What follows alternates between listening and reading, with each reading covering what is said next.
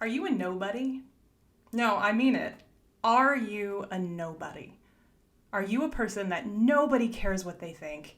Nobody would care about what your book says or what your story is or what your ideas are, just a nobody. I bet you're not.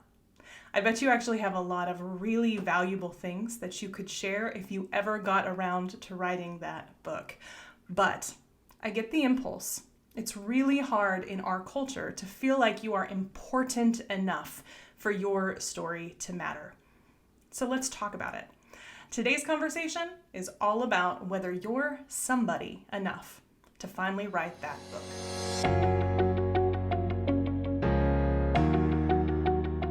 The idea for this episode came to me a couple of months ago when I was having a consult with an author that we're working with currently. And the idea that he had was for this nonfiction book that would weave together his stories and other stories. He wanted to maybe put some celebrity stories in as well to use the stories to illustrate concepts from science. His concept was really, really fascinating, and I can't wait to share it with you. But the part of that consult that I wanted to talk about today was when we were talking about which stories we wanted to put into this book.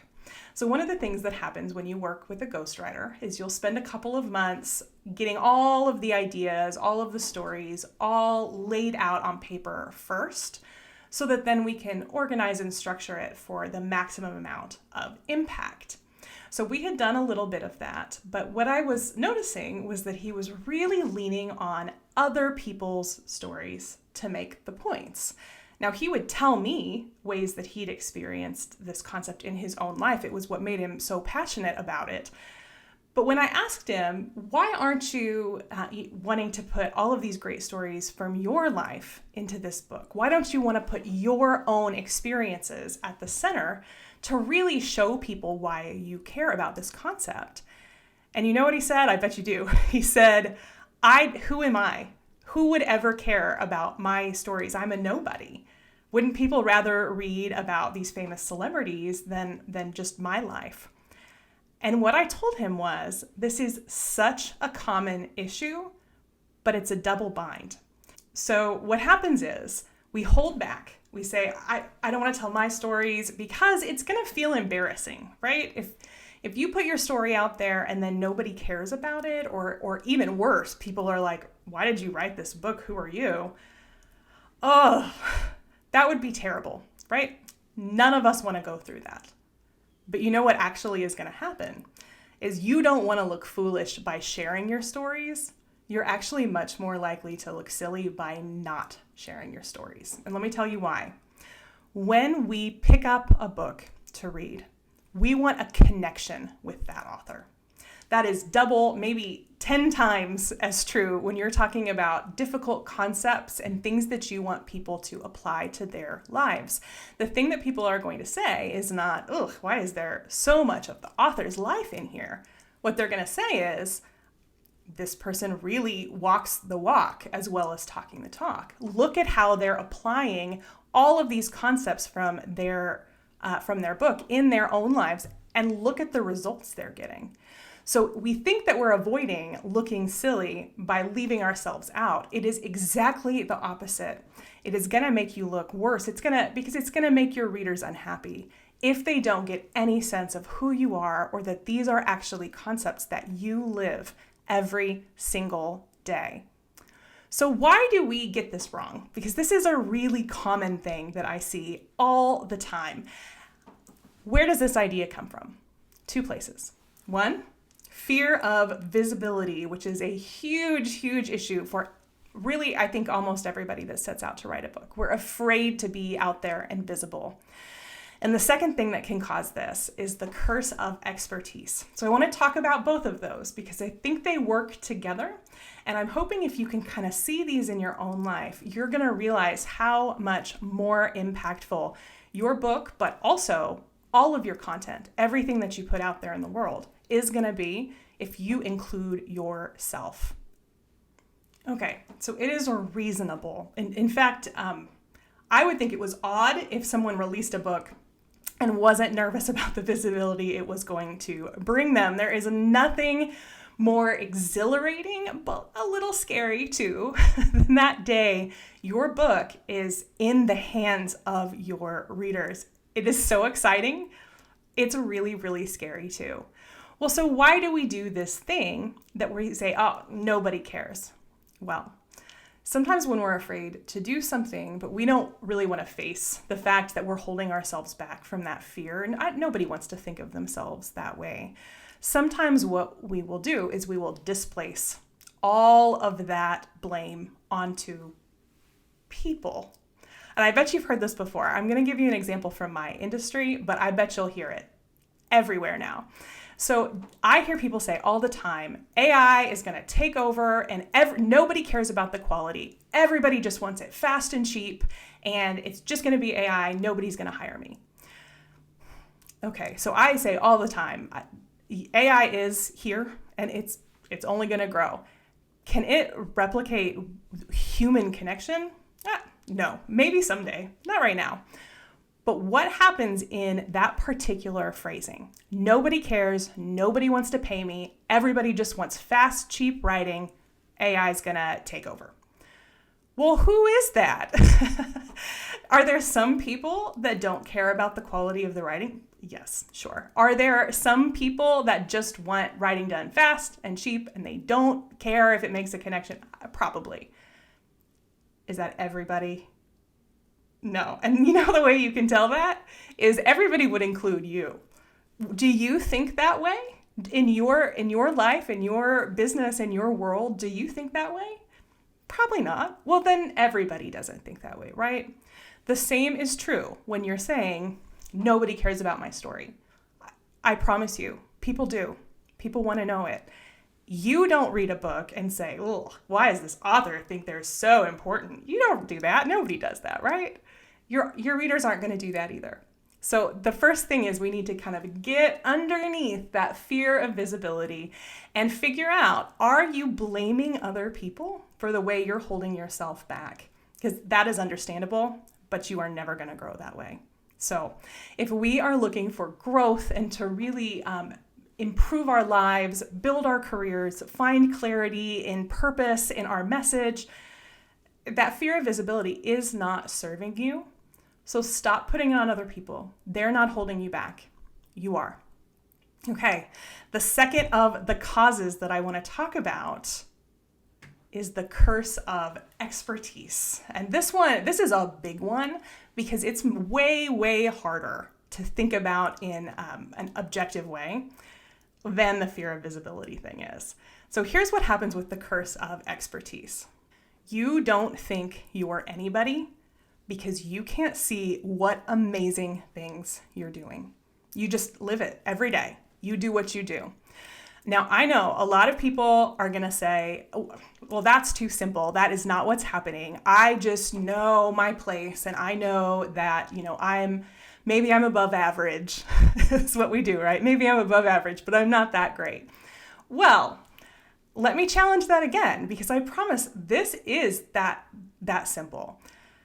Even with our emotional experiences, maybe especially, people are in awe of the things that you are doing. I promise. Maybe not everybody, like we said in the last one. Maybe not people the world over. But there are people who look at what you've done and are so inspired. So inspired. Here's how you can know that in your heart, because I realize it's hard to, just internalize that. Think of yourself 10 years ago. Did you believe you could do what you're doing? I bet you didn't. If we think about our experiences, our work experiences, our emotional experiences, our life and relationship experiences, there are nuggets of wisdom in there that we have just so internalized, we don't even realize their wisdom. When we peel back that curse of expertise, we are going to see again how important your stories are. Because how do you show people that you grew? How do you show people that you implemented these ideas that you have to become a better person in whatever way that means? The way you show it is by telling your story, right? We've got to see the beginning part before the transformation. or we're not really going to understand what you're talking about when you talk about implementing these changes. So, okay, what do? We know we've got this fear of visibility, everybody does, and we know that the curse of expertise is just such a shadow over so many brilliant books. So what do? We're going to do the same thing that we always do when we have these emotional, mental boogeymen that are stopping us from doing the things we know we need to do to grow. Okay, so first let's address that fear of visibility. We're going to go straight for the numbers here. There's no better way to get objective about the things that are holding you back than thinking through the numbers. So here's what I want to ask you. Does everyone care about your story? No, of course not. So how many people would need to care about your story for you to feel like it was worth telling? 100? 1,000? 10,000? What is that number? Really, really think about it. That is, I am not being sassy here. Really think about what would it mean for your story to matter. I think for a lot of people, the number is 1. What if you could save somebody from going through your worst traumas? Would you not do that? I would. So how many people is it going to take for you to feel like somebody cared about your story? Because you are going to find that number. You will. I have seen that again and again, and I try not to go too woo-woo, but something happens when you are vulnerable, when you put your story out there.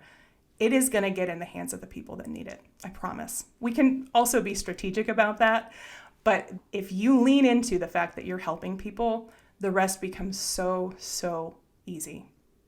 So how are we going to address this curse of expertise? It's harder to see through that one, right? Well, here we're going to make a list. So you were thinking about how many people do you need to reach? How many people need to care? Now let's shift from the how many to the why. Why will they care? So here's what you're going to do. You're going to make a list of all of the problems that your story could help people solve. Now, most of these are going to be problems that you yourself went through or that you have some kind of specialized expertise. So maybe you're a psychologist and you have had a lot of experience working with different folks, and you can share, obviously, an anonymized version of those stories to help people work through. But what are the problems that you're going to address? List as many as you can. Set a timer, 20 minutes. Just write problems. When you look at this list, do you see things that people struggle with? I bet you will. And if you know that people struggle with those issues, it is, I'm going to be dramatic here, it is an ethical imperative that you make sure you share what you can share to make people's lives better. That might not be a book. I don't want to shame anybody that just a book is not the right format. Maybe it's YouTube videos, maybe it's a podcast, maybe it's just your personal social media, maybe it's one-on-one in your living room over a cup of coffee. But if you see problems that you can help people solve, why wouldn't you step up? What we do not want to do is let fear of visibility call the shots and keep us from helping other people. I know you don't want that. I don't want that either. Okay, so how do we know if our book is worth writing? Well, it is worth writing. I believe that. Everybody has a story that is worth telling. So if you feel ready to take on this new project to finally tackle that fear of visibility, finally break through your curse of expertise, I would love to help. So I hope you'll start by liking and subscribing to this channel so you never miss another update. But also reach out to me. You can drop a comment, you can shoot me an email, check out our webpage. All of that you can link through our bio.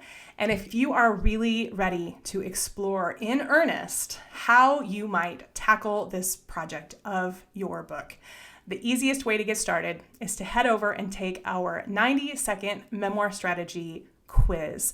So you can find the link to that in the show notes, the description that's below the video. And I hope that you'll reach out if we can help support you as you're working through this process. It's great to chat today. Happy writing, everybody.